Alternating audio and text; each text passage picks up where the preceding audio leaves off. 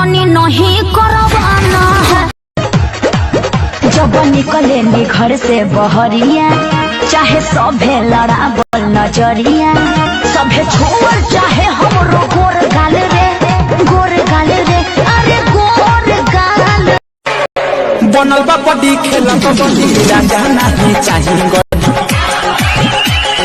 बनल बा बड़ी खेला कबड्डी राजा नहीं चाहिए, 10 नहीं 20 ना 1000 दीजिए।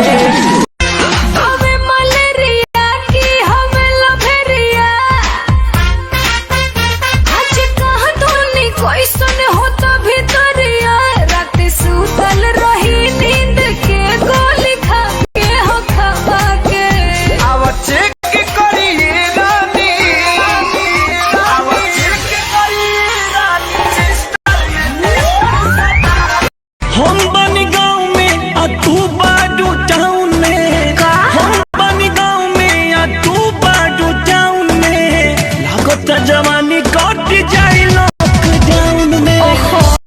अरे मारे ला जानता हर दू गो चोटी, तनी खाए दो ये छोटी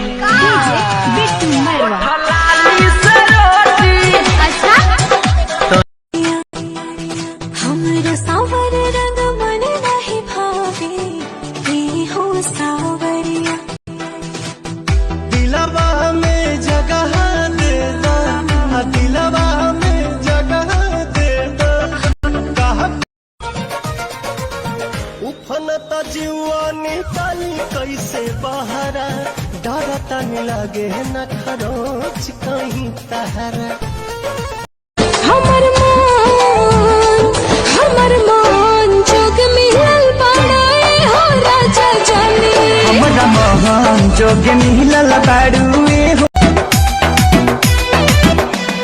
तोहरा सिवाय और कोई भाता नहीं, और किसी का ख्याल आता नहीं। झूठी खाना खा लिया क्या? हेलो, खाना खा लिया क्या?